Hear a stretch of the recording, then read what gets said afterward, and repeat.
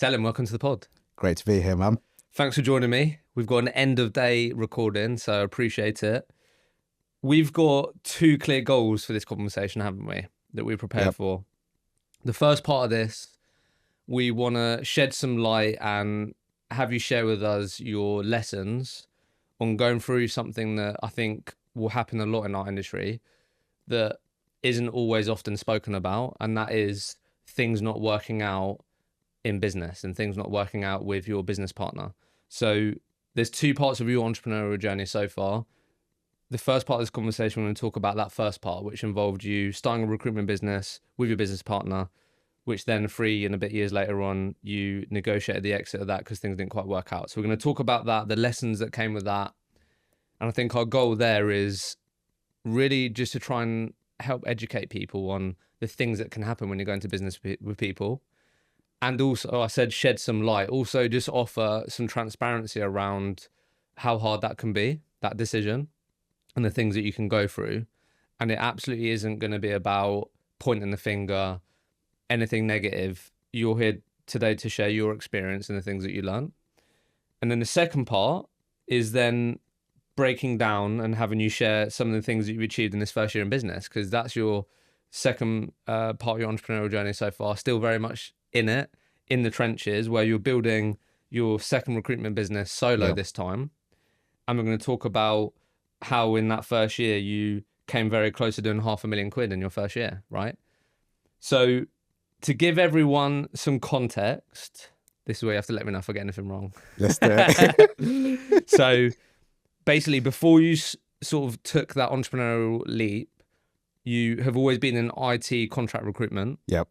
Did that for sort of around 8 years, being employed, UK market. I think your best year, you said you got your contract book up to 13K weekly GP. Then we transitioned into entrepreneurship around October 2020. Obviously, would have been the COVID year, going into that boom period. Started a company called Be Different with your business partner. Initially, obviously, with your track record, was going to focus on tech. Yep. But then within a few weeks, because of different things that happened with clients and wins that you got, you then pivoted to niche in the gaming industry and ended up having a bit of a business plan and approach around, we don't just do developers for gaming studios, we sort of cover the whole cycle or the whole type of talent that gaming industry will need. So you ended up focusing on that. I think I've got here peak performance of that business. Headcount was around 15 people, had an office in Liverpool Street. You was very trainee focused, so building people up, bringing people on the journey that haven't got recruitment experience. Best year in that period that you started that, revenue around 2 million, profits around 460. And then basically after that, you then decided to exit that business. I know it wasn't just like, right, I'm walking away with these things. It takes time and there's challenges, right?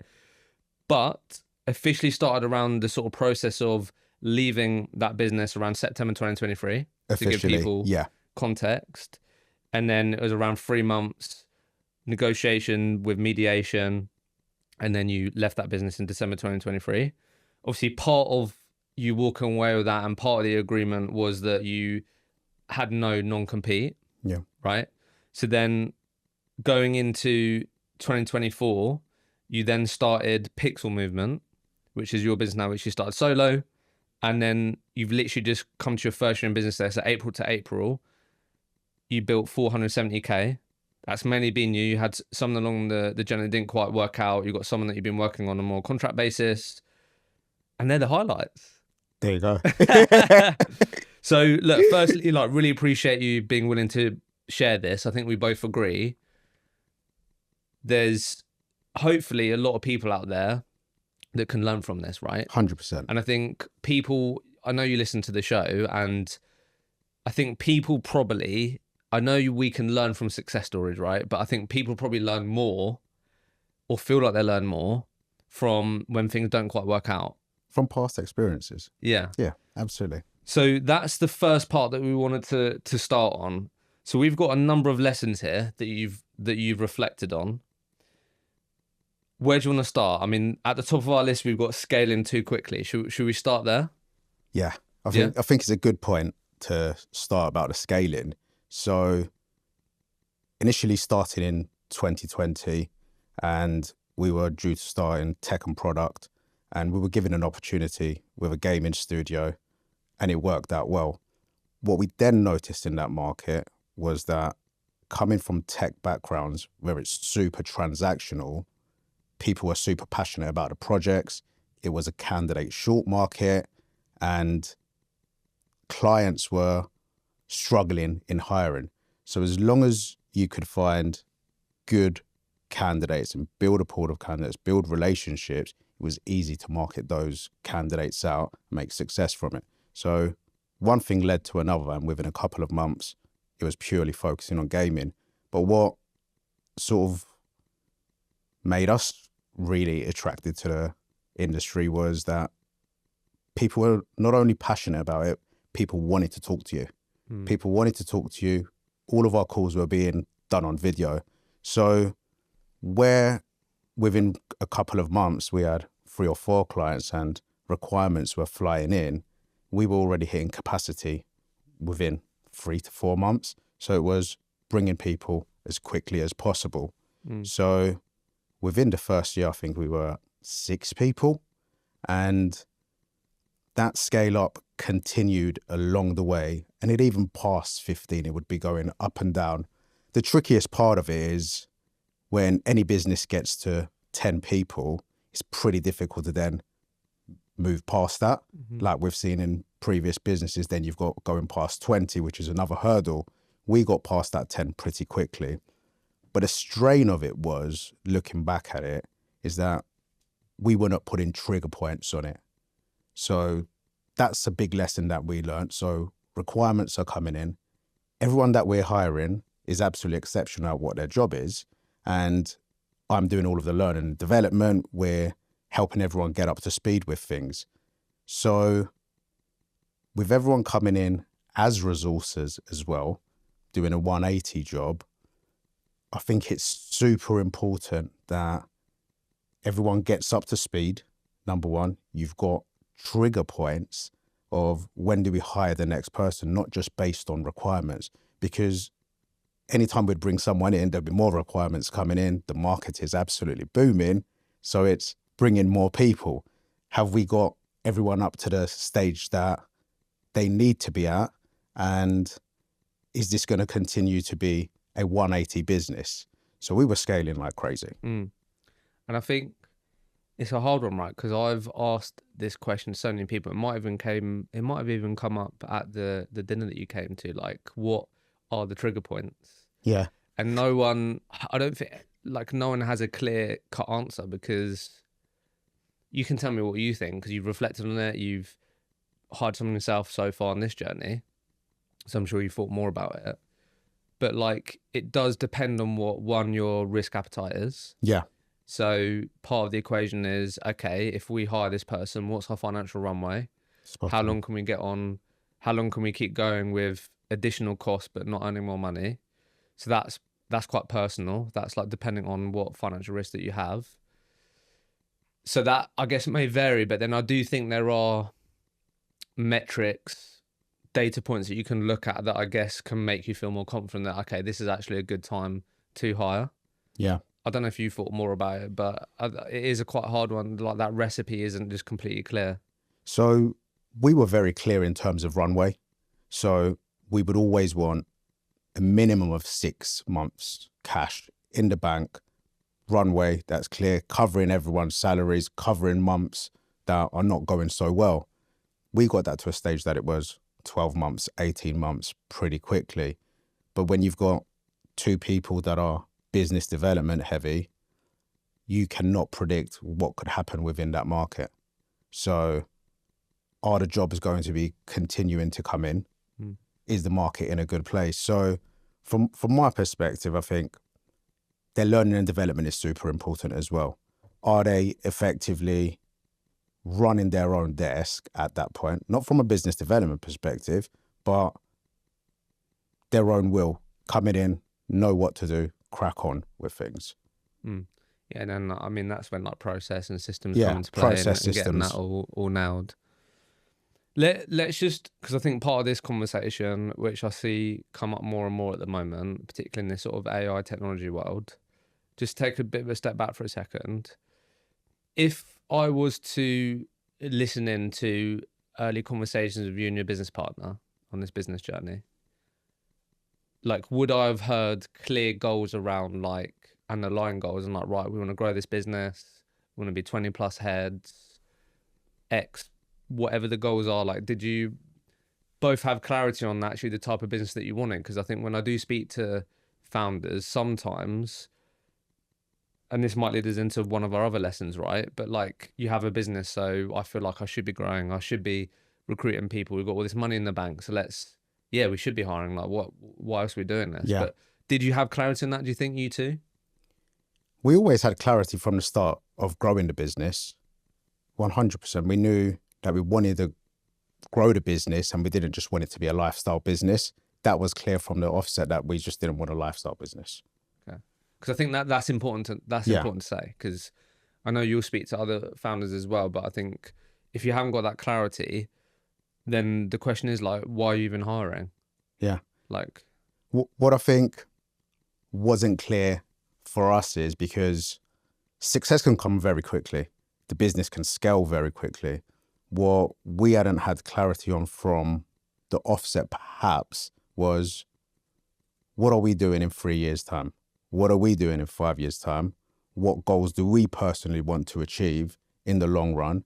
Do you want to exit this business? Do I want to exit this business? Are we looking to sell the business? What is the vision here of how far are we going to go with this? fair.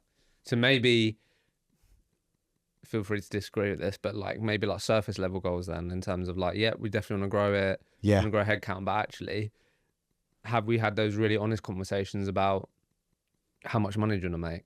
Yeah. How much money should we be taking out of the business? What are your big goals for your family? Do you know what I mean? Because that's actually then what plays out, right? So we were very close, and we had those conversations of, look, halfway through the business, I'd bought my first property and moved in with my family, and similarly, we had personal goals that we wanted to achieve, which we set out from the out. Yeah.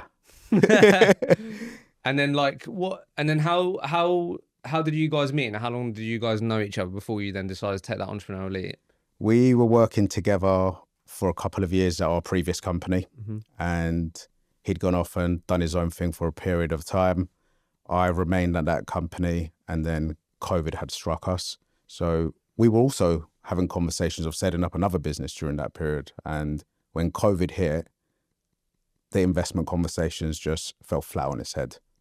What as in you raised an investment? Yeah, we were looking to raise investment. We were For a recruitment business or not? for a recruitment business. Oh, okay. Yeah, Together? Right. again. And that didn't go as planned. COVID hit us, and everyone was on furlough for around 6 months, not doing much with their lives. So it come to a point where we had honest conversations with each other and said, look, we're not going to really get investment in this climate. What do? Let's just go it alone and put everything we've got into it. And that's how it all got started. But we knew each other for at least 4 or 5 years. I think that's just important context again, like just for people to just see how they feel about that, like who you're going in business with, how long do you know each other? Was it just in work? Have you also like met outside of work? Yeah. It's always, there's no recipe, right? For like, if you've known your business, if you've known this person for this long, then that could be someone to be good to go in business with. But I think it's good just to hear you talk about what the context of the relationship was. Look, one of our other lessons here was what we're talking about, misalignment on personal and business goals. So I guess my question here is, like, if that is a lesson for you, we just spoke about actually maybe did we have those maybe deeper conversations about what we truly wanted? Did we have both a clear line vision on where we're heading? What is the end goal? Do we have one? How, like, I guess like what might be helpful for people is what did these conversations maybe look like that in hindsight actually weren't good enough or didn't have enough clarity around them? Do you know what I mean? Were you just having a monthly board meeting, or was it quite relaxed in terms of every quarter you both would talk about, right, okay, next quarter plans, what are our goals? Do you know what I mean? Yeah. Like what like how were you trying to talk about your goals? What do these conversations look like? And then we can sort of go from there on. Actually, how could we have made these better? I think it was pretty relaxed between us because of the friendship being so strong. Super relaxed. And we would have one-on-one meetings. We'd have our team meetings, obviously, on a Monday morning, stay behind between him and I, and see where we're going that month. What is our plan for this month? Where do we want to get to this month? Where do we want to go in terms of headcount? It was just going into more depth is what I think could have been the shortfalls between us of, okay, we have a successful year this year. This is how much we're aiming to make. Where are we going to invest that into? How big are we going to grow next year? If we grow this much, what do we do then? So I don't think we were going into as much detail as we should have. So in terms of long-term plan, we weren't setting out, this is the long-term plan of this is what the business will look like in the next year and the years ahead of us. And then what do we do at that point? And also, as you're breaking that down, which is important, as you'll know, is like there was no like why in there as well. Like, why are we doing this? Yeah. Do you know what I mean? It's important to know your why. Yeah. Like it's so important when you're on this. I know it's cliche, but it is. It's so important. Okay, so if we do that, like, yeah, why do you think that should be our goal? And like having those conversations. So for people listening to this, where maybe they've gone into business with someone that they do have a really good friendship with, or even considering it, if we're thinking about these conversations, there's one thing to make these more thorough, understand that. But is that literally the advice? Like, take those business conversations as business partners just maybe a lot more seriously than you may perceive you need to when it's like early on? Like, should you set up every month having like a board meeting with you and your business partner and have like a set work towards having a really good framework that you always speak about? Like, what do you think? How could we improve those conversations, do you think? 100% a framework has to be put in place before you start. Before starting any business, what do you want to get out of this personally? What are your goals? Let's break them down, personal goals. Where do you want to be in 1 year with the business? Where do you want to be in the next 5 years? Where do you see yourself retiring? Where do you see yourself going after this? Is it just this business? Are we building this to sell this? What is the goal here? So having a clear goal from the off, I think it's super important. But then putting things into place at the beginning of the year, putting things into place every single month, having them written down and having a clear structure in place that you are following. So if you're not following this at any point, one of you's personal circumstances are changing, which it could happen with any two friends. Life changes, personal circumstances changes, to then draw back to that and say, this is what we were aiming for. This is where we're at the moment. What has changed for you? Do we need to make adjustments? And having those open and honest conversations of what is working for you, what is working for me, and having a compromise. And do you think, like, if you're just like being honest with yourself, like, do you feel like there was moments where you tried to uncover for yourself and for both of you, like, okay, what we're trying to achieve here and trying to approach the conversation? Because I also view that as like important conversations you'd have with like your wife or relationship. Do you know what I mean? Like, you can easily just brush things under the rug. Yeah. Do you know what I mean? So did you try and approach things? Like, what was hard about that? Because we can talk about this framework, but we're asking other people here to be vulnerable, and like, what the other person might be thinking, yeah, you know what, 3-6 months ago I had these goals and I'm thinking, fuck that, like, I'm hating managing, I actually want to earn just good money. But like, that might be hard to talk about. Do you know what I mean? Did you, like, how did you find just trying to bring, I don't know, like, did you try, do you think? Yeah, we always spoke to each other. Could we have spoken in a lot more depth and be honest with each other what we wanted and then be aligned with that as well? I think that's super important.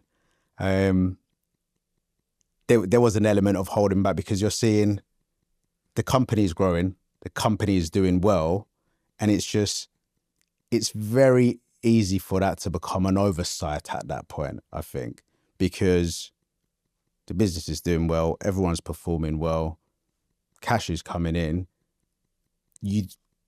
it could easily fall off the priority list Yeah, for you. 100%. 100%. And you become sidetracked, and you become so immersed in the work that you're doing, and it links back to the business scaling so quickly, because you've now got 10 heads that you're looking after, 12 heads. So it's always got to be a priority, I think, of speaking to each other, because things are constantly changing.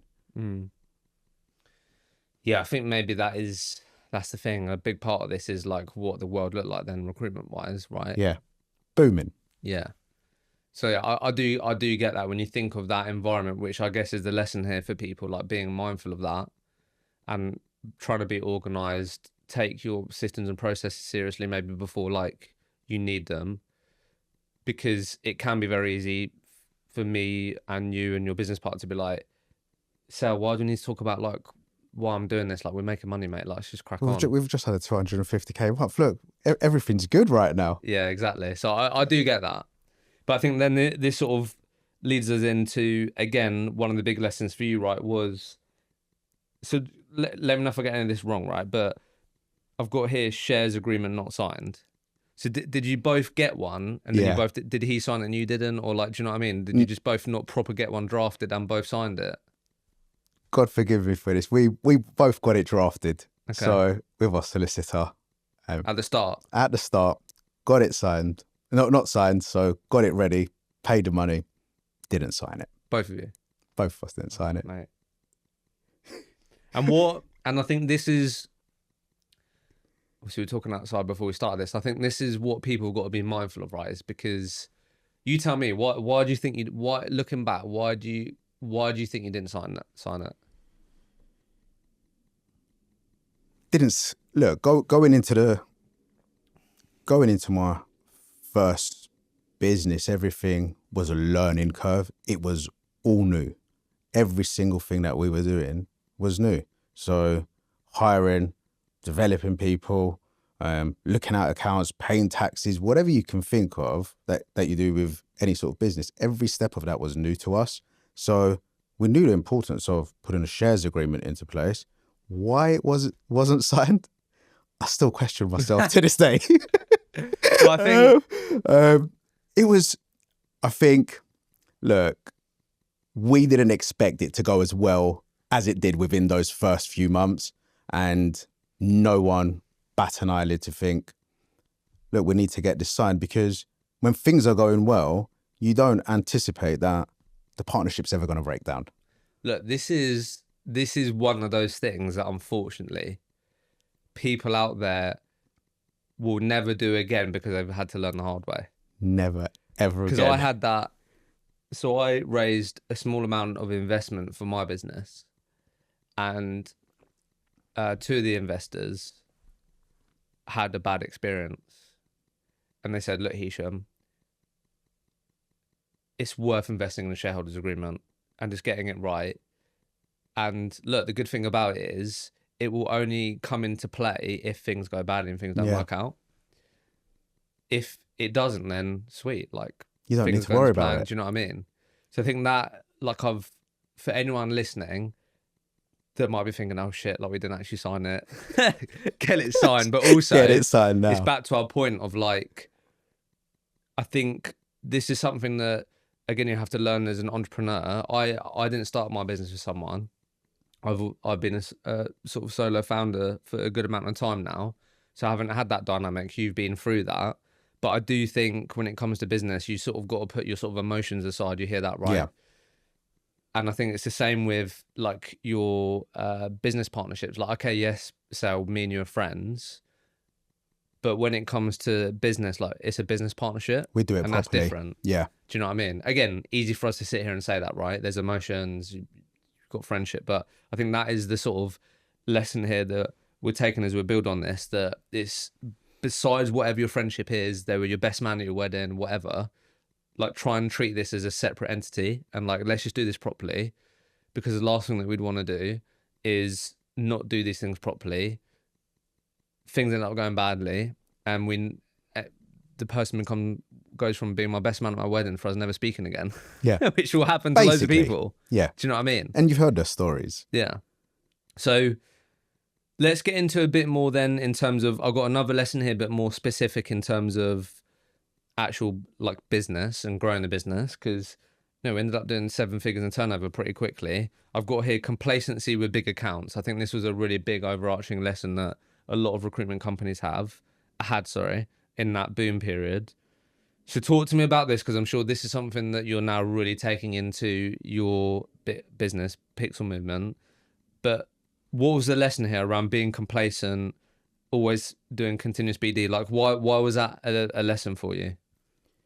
So pretty quickly within those years, we'd built relationships with 25, 30 development studios that we were partnering with.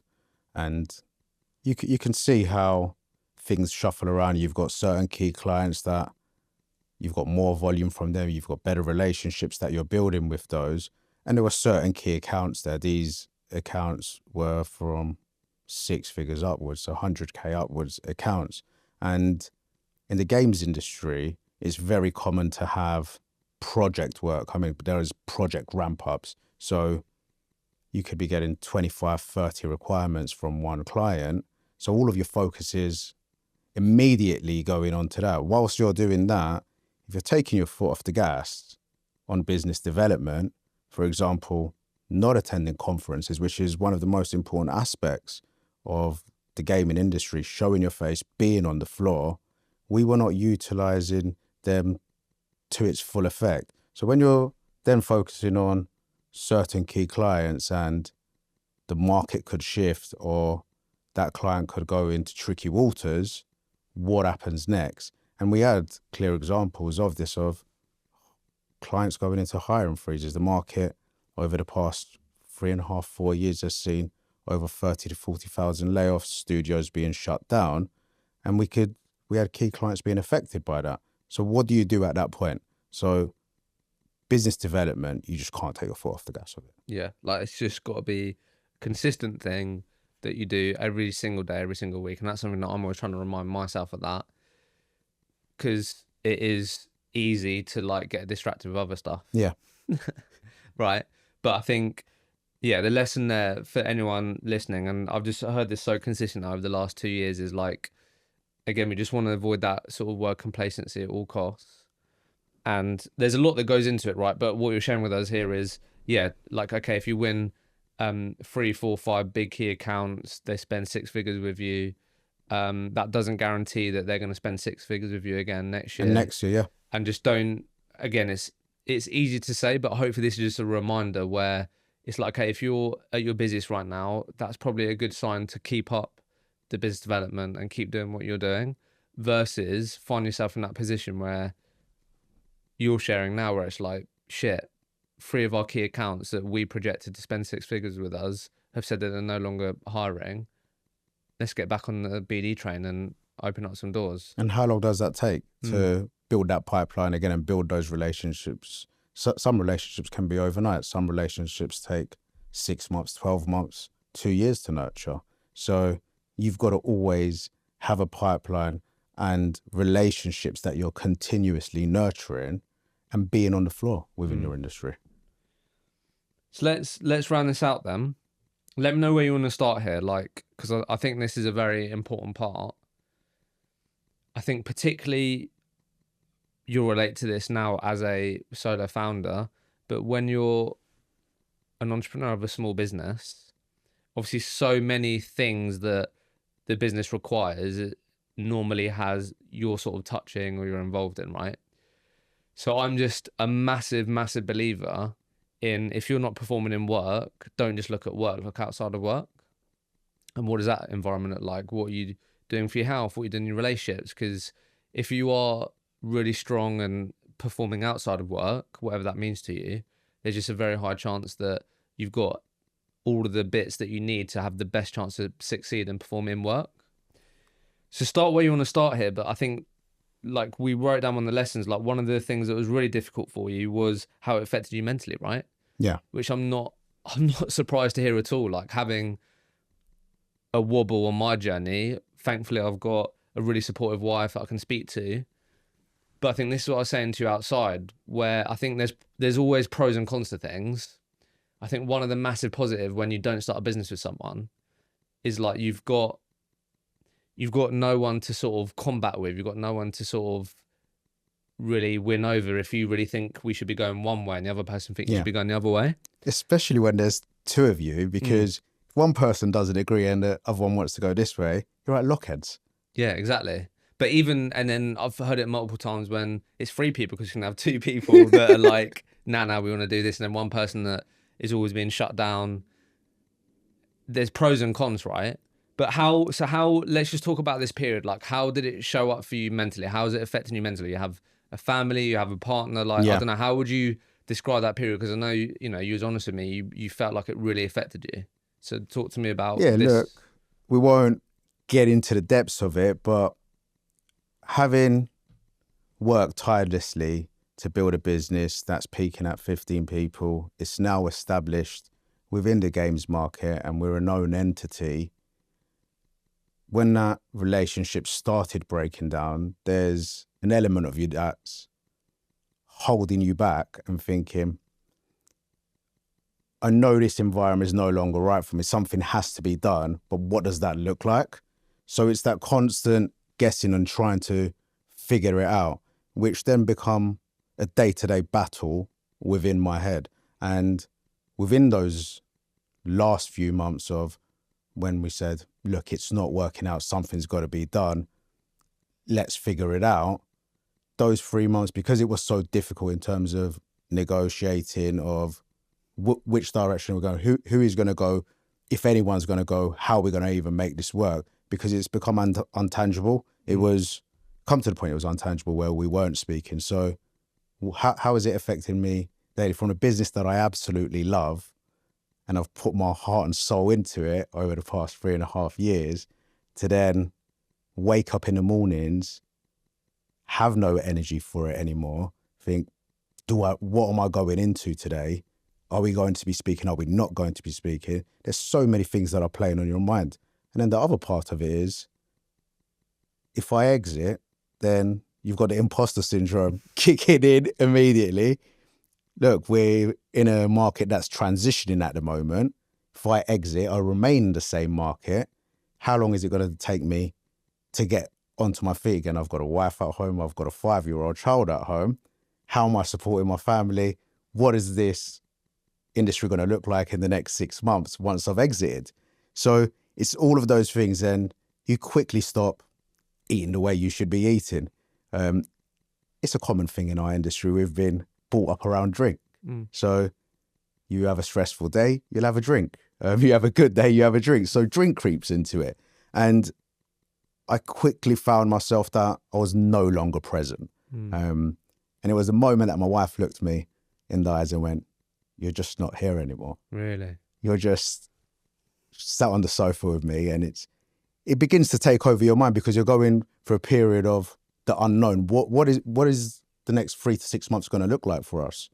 And if you're the main provider, and your duty is to protect and look after your family, and you don't know what you're going to do at that point, it begins to take over. You lose sleep. You go into a spiral. Yeah, that's tough. So, yeah, look, wasn't eating right. You're not performing right at work because your attention is all on what's going to happen. What is the next step? What is the next move? Emails are coming back and forth, negotiating, and it just completely takes over you. So gym goes out the window, doing the things that you love goes out of the window, and you're in it's all you think about. You become obsessed with it. And like I said, look, it was the moment that my wife said to me, look, you're not present anymore. You're not in love with what you're doing. And it was at that moment I was like, look, enough's enough. Enough's enough. This is driving me insane. I need to make a decision and run with this and back myself with it.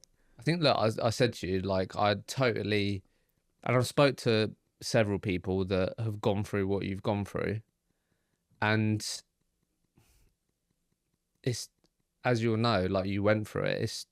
It's not easy to make that decision that you're going to walk away from something. Even if, like, the perfect example is how many people do we all know in our life that shouldn't be in the relationship they're in, but stay in it? Yeah. Do you know what I mean? Look, I heard a quote during that period, and And it's stayed with me ever since. And it was, sometimes in life, in order to grow, in order to move on, you need to cut a little piece of you off, no matter how much it hurts. And I was like, all right, this makes sense. I need to cut this part of... I've got to cut this part of my life off, and this is part of my journey. This is how it was meant to end. And what's next is going to be bigger and brighter. And look, you mentioned it as well. I've got an incredible wife. I've got an incredible family that are behind me, that back me with everything that I've done. I've been down below, I've been up, and look, we'll do it again. So yeah, when you've got a supportive partner there and you've got a supportive family, it makes life a tad easier, doesn't it? huge difference, yeah. And the thing is, right, if I was to ask you this question, and I'm sort of... You're smiling. Assuming what you're going to answer, but like, would you change that experience? Like, knowing how things have played out? No. That's the thing, and that's mad. I'd never change it. Because I learned so much. Yeah. I learned so much about myself. That's always the answer, isn't it? No, I just learned who I was. I rediscovered my values again and what I stand for and what I want out of life. And that's always a hard bit, isn't it? When you're in like the trenches, when you're sitting on that sofa and just in your head whirling around, like, what's going to happen? What is this going to mean? What is that going to mean? In that moment, it's so hard to sort of, it's so hard to even consider. If I get out the other side of this, there'll be a lot of lessons. Yeah. That'll be really grateful for. Because you're focusing on what's happening at that moment and not looking beyond that. And it was once I started thinking in a way of, look, if I exit, let's look at things as a family. Let's look at what I'm capable of, essentially controlling the controllables. What am I in control of right now? And it's looking after myself, making the right decision. What the next 3 to 6 months looks like is not currently at play. So, yeah, look, make the decision and then you'll have it all figured out. And then just some final bits on this, and then we'll move on to the last year. But I just think it might be helpful for people. So don't need to know any details, obviously, but like how do you even go about, let's say I'm listening to this right now, it's really resonating, or maybe even I'm just interested to learn like what even happens when you're in that situation, because I don't even know myself. But like when you reach that point and you're like, right, I need to sort of take action. Like how do you even start about getting like a mediation process? Do you know what I mean? Is that fairly easy to do? Like how does that work out of interest in terms of how do you even initiate that? Do you know what I mean? We were lucky in a sense that we had a legal advisor for the business that actually done the shareholders agreement for us. He was the person that drafted that. Our accountant was incredible as well. He was actually the person that mediated along the way because our solicitor didn't want to get involved. But our legal advisor was there to give advice along the way, and then we took it from there. Fair. So it was just like we had the resources there, right? Okay. And we knew within us that this isn't working anymore, and yeah, it's not tangible anymore, and it's not healthy for either of us. Fair. And it's not fair on the business, because when there's a conflict between two partners, it's not only the both of you that are suffering or whoever is within that business. It's the employees, it's the business, it's everyone else's lives that are at. And what does, like, obviously you see it in like on TV and stuff, but like what does mediation even look like? Do you know what I mean? Is it like you saying I want this and then they go, no, you're not getting that, I'm getting this? Do you know what I mean? Like did you sit down in person and go through bits? Like what does that even look like? Basically like a tennis match. Oh, a tennis match, is it? What, over email, in person, on the phone, a mixture? Yeah, I think if there's a complete breakdown in conversations between you, mediation looks like, look, someone will give you a call, have a conversation about it, then they'll deliver the news to them on what your offer is and what your thoughts are. Their thoughts will come back. But throughout that period, there was points that was like, look, this is going back and forth now. Let's make this work. It's not fair on any of us. Let's sit down. And this is what I want. This is what you want. Look, it's clear as day. Like, let's try and find a malleable solution here that works for everyone. First, you usually did sit down in person. And Yeah, like, there was points that we sat down at Fair. person. Yeah, it's just good to hear because like you again, you You've don't know got to. you don't know these things until like you go through it. Do you know what I mean? There comes a point that you can't be doing this by emails. Look, you've been friends, you've been business partners. Yes, there's a breakdown, but let's be two responsible adults. There's a business here. There's other lives to consider here. Let's do the right thing. But definitely important and critical to have that sort of middle person. Yeah, 100%. That doesn't have. Yeah, I guess they've got to be neutral, haven't they? In terms of like they can't. Yeah. Okay, fair. And then that overall, that took you around like 3 months to get to sort of a point where like you was happy, they were happy. Yeah, September to December. Right before Christmas. Right before Christmas. That's fair. And then a big thing for you was non-compete, right? Yeah. Yeah, that makes sense. Should we get onto pixel movement then? Let's do it. So tell us about before we get into like what you feel like, key lessons, things you had to learn. What was like, if me and you were to have a chat at the beginning of that year, 2024, like what was your mindset? Like, did you have clarity on the type of business that you wanted? Did you just feel a lot lighter that like, right, you're out the other side of this? Like, what was the mindset? Was it like, I have to feed my family, like I just need to get going? Yeah, this is a big part of it. So after coming out of it, I gave myself a couple of months. I had wanted to recover from that period, but I think if I look back at it, the mindset was instantly switching to survival mode of need to make this work, and could have very easily become another oversight, because then you're on auto run of need to get money in quickly. What is the vision? Where do you want this business to go within the first 12 months? How are you going to bring it in? But I was pretty lucky because I had clients that I'd built relationships with for several years, and I know it would have come good. But instantly you go into survival mode. At the same time, though, there was a massive weight lifted off my shoulders to say, I'm in control of my own destiny now. Every decision that I make, I know I'll make either the right or the wrong decision, but I can hold myself accountable for that. It's all on me now.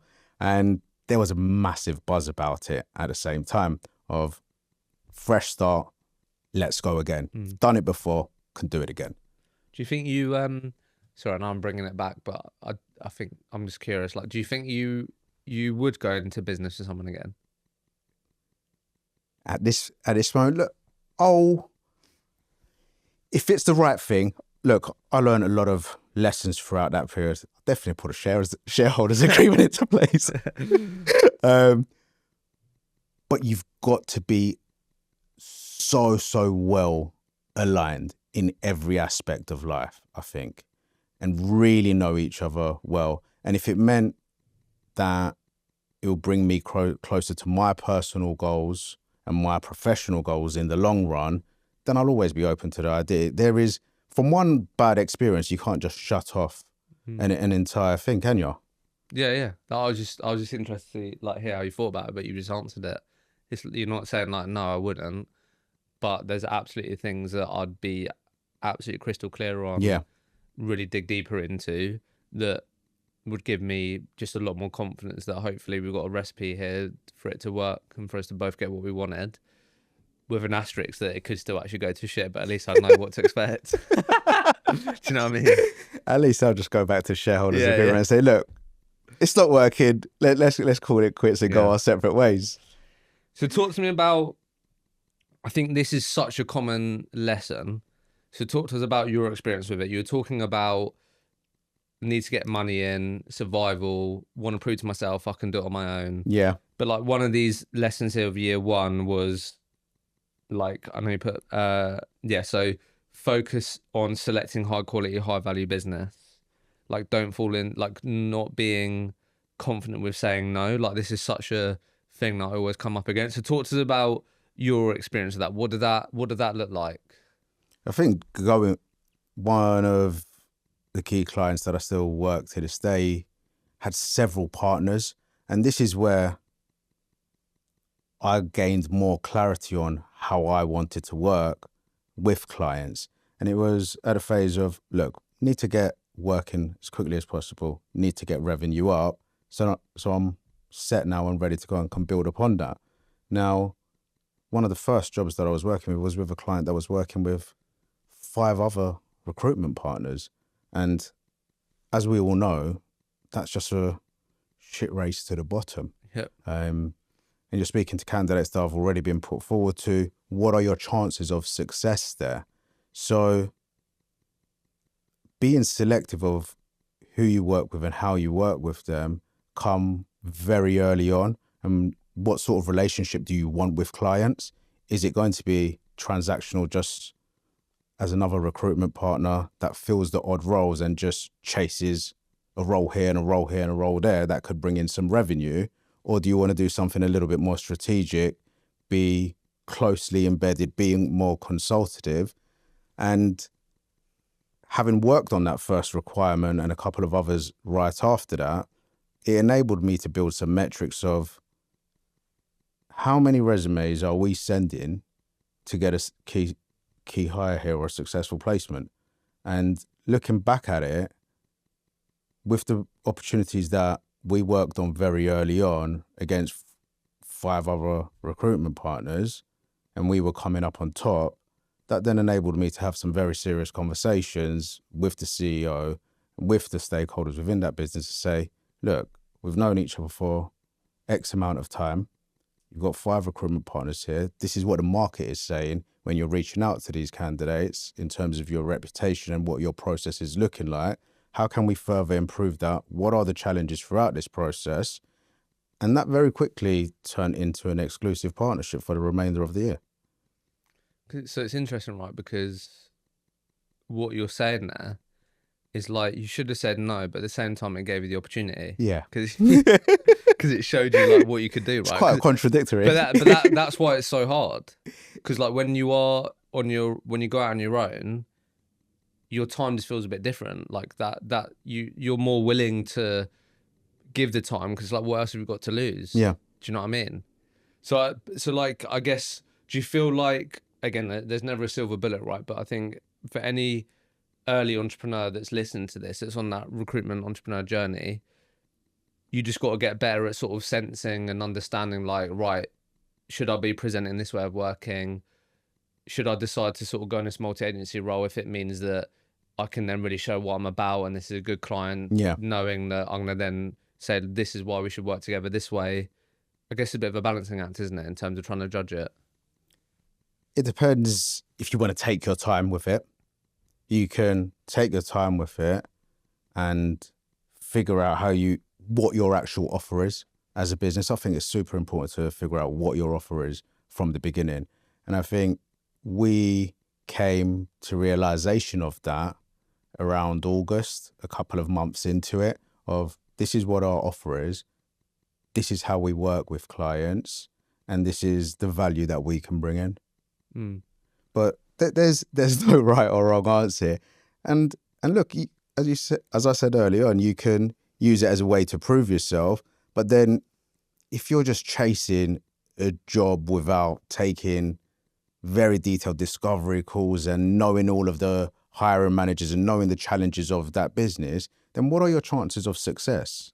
So that's something that you've got to assess at the start of any sort of relationship that you've got with a client. Yeah, you got to sort of, it is very nuanced, isn't it? But I just think when you are starting out, I think what can just massively help you is just getting those like small wins, getting those little bites where then like the benefit of having, you know, that opportunity, even though it's up against 5 other agencies, is that you can go to your network and speak to people about things, right? And even if every candidate has been spoken to, that's something new to be like, oh, right, okay. And then, you know, it's all about the information, isn't it? Like, what can you get? Leads, or, okay, that's interesting. Like, how come you've been spoken to so many people? I don't know. Like, there's so much you can then do with that. At least you've got something to talk to people about. I think that's what often people just find really helpful early on. But I think you're completely right. You may not have it from day one. Some people do. But if you got to have clarity on that offer, and how you want to work with companies. That might take a bit of time figuring out. You might have to learn the hard way doing multi-agency stuff and like, right, I don't want to work this way. I want to work only this way. And you can build towards that. So why don't we talk about that? Because I think what's really interesting here is that 470K number. I haven't got it in front of me, which is annoying. How many clients? Have to tell me. Yeah, it was 5 under clients. 5, Yeah. exactly. So like that's the benefit, right, of having this approach, because it's like, okay, to do 470K, how many clients would I need to work with if every role's multi-agency, success on placement? It's probably gonna be more than 5 in that. Yeah. Probably. Very likely. Yeah. Unless you've got massive fees. Yeah. So tell us about this offer, because I think you've sort of framed it as like exclusive partnership. So do you want to just tell us a bit about what that means? Like, we've heard work on clients exclusively, but again, there's nuances here. You're in a certain industry, but like what does that offer look like? And let's just learn a bit about that. We've tailored that specifically to our industry, and what it comes back to being more client-led as well. So we've recognized that our sweet spot are companies that are pre-seed or Series A that do not have that infrastructure or networks of actually doing things that are the same as more established game development studios. And that's where we come in and built an offer to just not come in and fill seats, but just have a more consultative approach at that very early stage of who can we connect you with, number one, within our network. So on a weekly basis, we're reaching out and having conversations with anything between 5 to 10 people that are key players within the industry, and building a pool of specialists that we can reach out to when a company is looking for investment, publishers, or to be connected in any other sort of way. So building that and having a network of people that you could connect them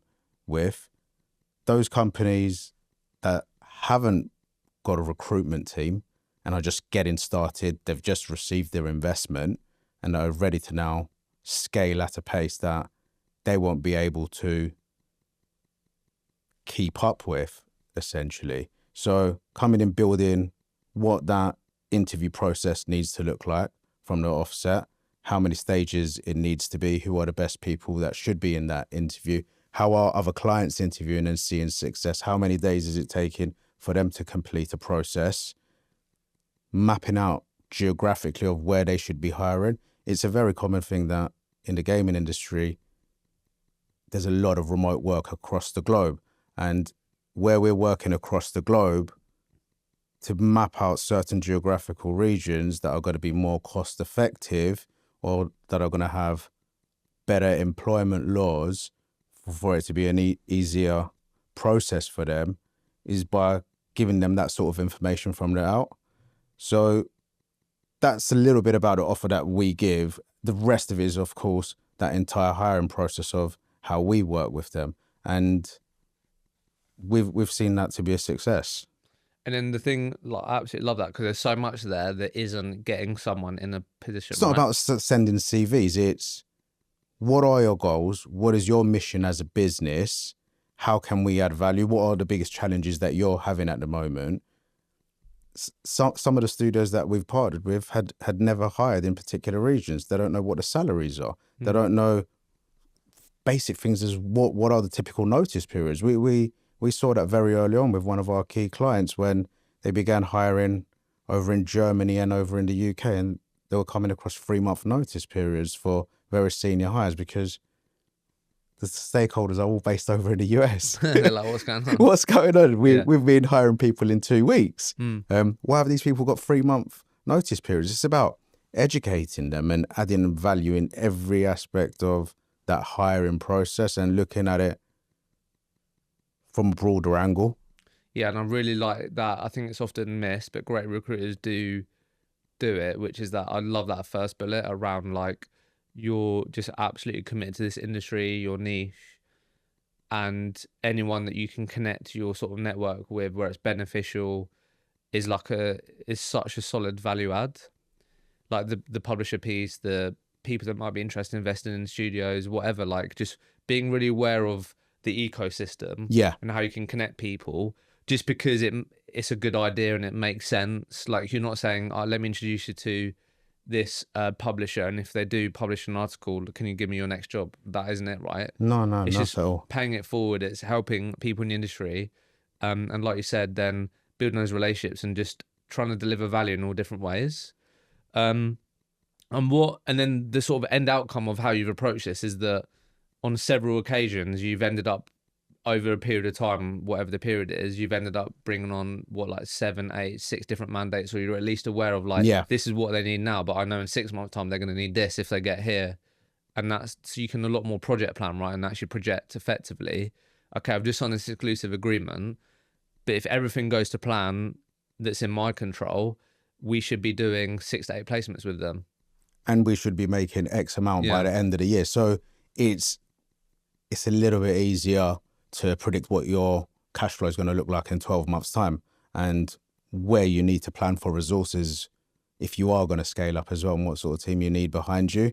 So from the first call that you'd have with a client, I think it's important, rather than asking how many jobs have we got this year, what are the trigger points of, okay, you want to hire now. Look, I don't want to know anything about that job. Tell me about what's going on within the business. What is the next milestone? What is the biggest challenge at the moment? What are we going to achieve in the next year, 2 years, 3 years when this game is going to be released?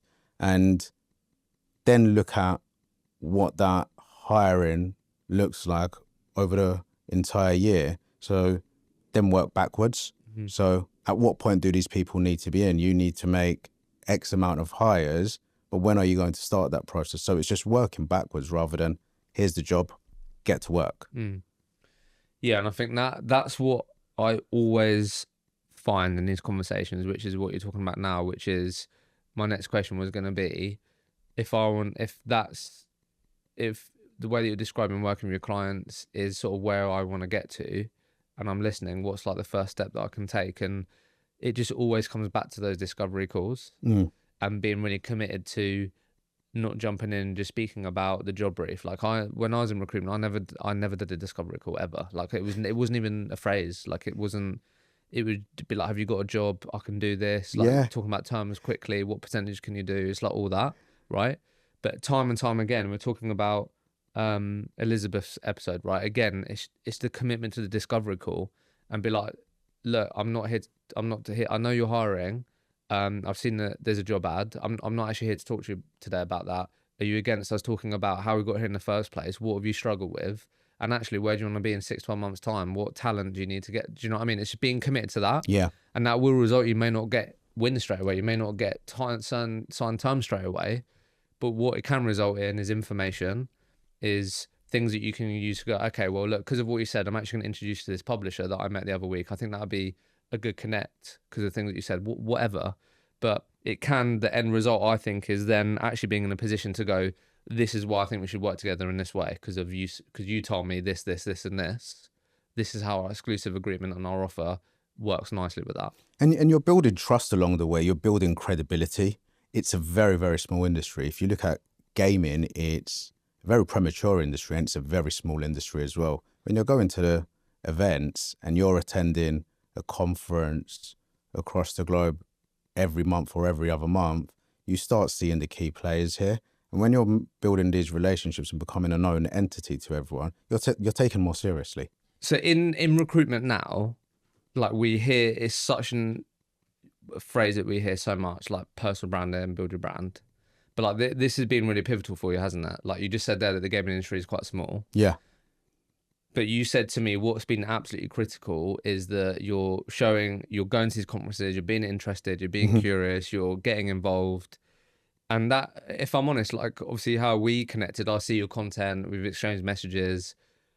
So like talk to us about your experience with this, but like just give us how it's actually helped you as a recruitment business owner. Because I think I'm sure you get hit with it all the time, like, so I can get you 10 leads on LinkedIn every week. Like there's so much of that stuff now, right? But like, let's just cut through the noise a bit. Like what's important from your perspective, from what you've experienced in this year when it comes to building your brand, and like, how has it actually helped you? Like what has been the sort of knock-on effects of actually really committing to this? Because you shared with me that that's been really crucial this year, hasn't it? Yeah, looking back at it, if we look back at the last 8 to 10 years, I don't think I ever posted. I think it's more common nowadays for people to be posting and sharing, but you'll see a lot of the samey and the same sort of formats that are up there. But I've got to show gratitude to a good friend of mine that I was introduced to. His name's Harry, and he's been pivotal for the gaming industry. He supported me in terms of putting some content pillars together. I had no idea of sharing on LinkedIn and sharing my journey, because you look at it and you think it's pretty cringe. Yeah. How do I do this? How do I tell this story? And I committed to telling my own story and just showing who I was as a person, because you're approaching clients and you're spending 99% of your day on LinkedIn. If you've got no presence and that person looks you up, what do they know about you? What is their impression of you at first glance? So telling my story of, previous business and not going into the details, and sharing successes and showing a little bit of my life outside of the working world has enabled people to see what I'm doing, see that I'm active, see that I care about this industry. I'm very invested into it. And it allows conversations to be a lot warmer. And look, we're going to a conference next week, and you put it out there. People are reaching out to you before you're reaching out to them. I've noticed that you're going to be at the expo.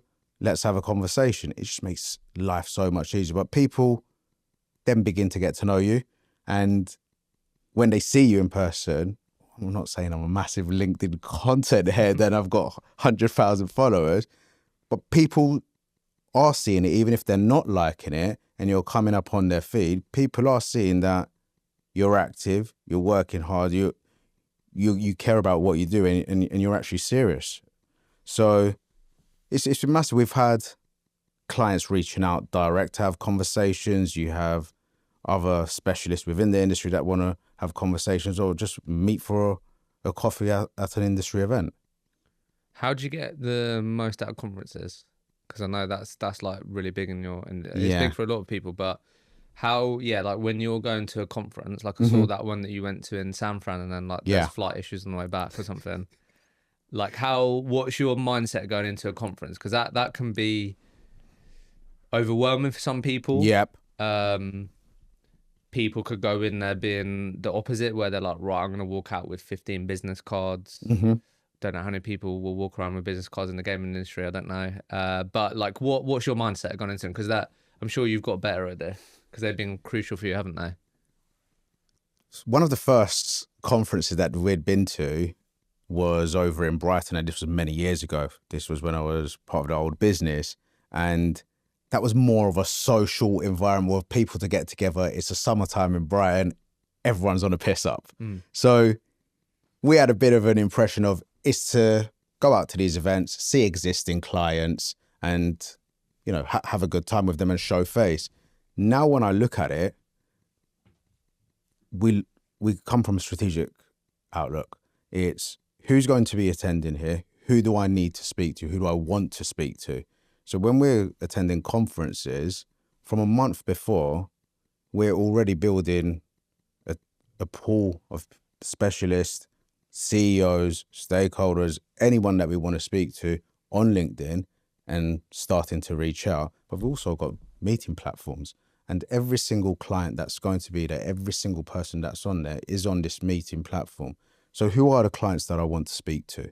And what reason have I got to speak to them? And why should they even want to speak to me? So you've got to give everyone a reason that, what is the reason you want to have a chat? So everything is personalized. Look into the business, understand what they're doing, and everyone will put on to the conference platform why they're going out to these conferences. What's the meeting platform? Sorry, I don't know what that is. So when you've got a conference that you're going to, they've got a platform where every single client that's attending, every attendee is on this platform. Right. And everyone's diaries are on there. Okay. And that's where you book meetings. And these are like proper paid for events, like expensive Paid events. for events, yeah. Yeah, fair. Obviously, they may not have all this. I don't know. Maybe it's quite common. Is it? In the gaming industry, it's very common. Fair. Okay, mad. There's So you could book into what, and they have to accept it, or they'd have to accept it. right? Which is So what I'm saying about it's got to be personalised. This is it's the got reason to why I be thought it'd be a good idea to personalised. connect. Look, I've noticed that you're seeking investment, or you're seeking a new publisher for your new title. I've worked with so and so within your business. There's so many avenues that you can go down. There's no right or wrong answer, but it's got to be super personalised. You've got to give people a reason to meet with you. How many meetings could you do in a day? Like, how many meetings have you done before a conference? Like through that like a platform? Over the course of 2 days, 3 days, 25 meetings back to back. Yeah. But I've learnt my lessons. I don't do back-to-back meetings anymore. That's hard, isn't it? That is hard. Yeah. By the end of it, And is it in like you're a certain exhausted. area? Because I do. This makes complete sense because obviously a lot of the time, the reason people go to these go to conferences because they want to meet like-minded people or get connected. But unless you're pretty good at going up to people, speaking to people, or you know some people in the industry that are well connected, you can introduce you. It can be hard, right? It can be so daunting just to turn up. If you just turn up to a conference expecting to get something out of it, it can be hard. You'll bump into people when having a drink or at a mixer in the evening, but the conference within itself, everyone is attending with a strategic goal in mind. Whether it's recruiters that are attending, developers or publishers or any service providers, everyone has a goal in mind and everyone is very open to it. It's not coming from an angle that you're coming in cold. People are going to reach out to you to have conversations, and everyone's open to networking. It's a couple of days of networking and meeting like-minded people, but you've got half an hour slots to go in and understand. Treat it as discovery calls. You'll go in and having conversations to get to know a business and see if there's any synergy between yourselves. And then just quick one on this. It might be something that you're sort of quite natural at, but you said a few times that the gaming industry is quite small, quite insular. People know each other. Yeah. So like sometimes when I speak to recruiters about getting out there, going to conferences, they know it's important, but can sometimes be a bit, I don't know if concern's the right word, maybe apprehensive about how they're going to be perceived as a recruiter being there. They don't want to, they know that maybe they've had bad experiences. It's like, oh, recruiter here, he's just trying to speak to my staff or whatever. Like how have you sort of approached being not like accepted by the gaming industry, but do you know what I mean? Like not maybe sort of fulfilling what a lot of people in the gaming industry might think of recruiters. Because I think that's important, isn't it? How have you approached that? Or have you been quite natural at that? Don't pitch slap straight away. It's very easy. Show a keen interest in getting to know people. These are human beings. Show a real keen interest in what they are doing, who they are as people. Even at these conferences, when you're going in to speak to people, have a genuine conversation, just like you and I are having now, and get to know them outside of business, and then talk about the business and what they're doing. But you've got enough of that information. If you go into that meeting and say, hey, I'm a recruiter, how many jobs have you got? This is what we do. This is how we can do it. People are going to be taken aback straight away. So it's just approach it like a human being, man. Yeah. It's fairly simple. Fair. So what are the year 2? What are the goals? I'm sure you thought about this. What's sort of top of mind? What if we sit down in another 12 months? Where are we going to be? What are the goals? Goals. So this year starting, I've gone back alone. However, I'm partnering with a very good colleague of mine and combining forces. For me, it's going to be hiring another person. That's super important for me. Remotely, no, I don't think it works so early on in a business. You want someone that's going to be able to work side by side with you and have that buzz, have that energy.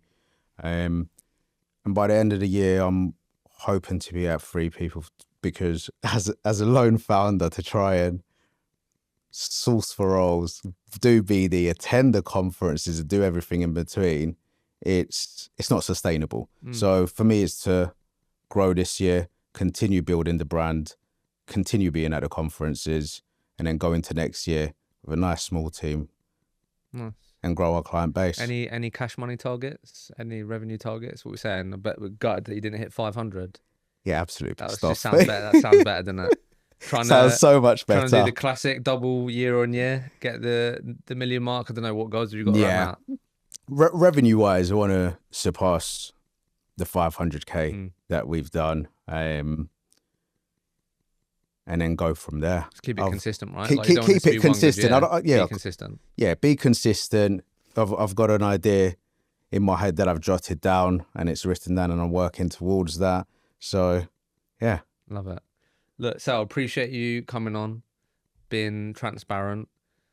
I know that we touched on it today, right? But I think going through that period that you went through, as you said, there would have been very challenging, difficult moments. But I've said to you a number of times, like, kudos to you to keep pushing on, being persistent, come out the other side and like look where you are now. I know you'll feel like you're just getting started and there'll be things that could have done better this year, but you come out the other side of a very difficult period, which I'm sure at moments you thought, I don't know, it was going to be the end, or like, what the hell am I going to do now? Like, whatever. But you come out the other side, you started another business. And I think that is like what, for me, I just really love and respect about other business owners. Like, you back yourself, you made it happen. No one else. Like, you've done all of that, right? No one else. And I think that is the hard thing about entrepreneurship, right? There's never an easy day. But it's also the really cool thing. So I think, yeah, kudos to you, and also really appreciate you coming on and sharing that. No, I appreciate it, man. Thank you so much.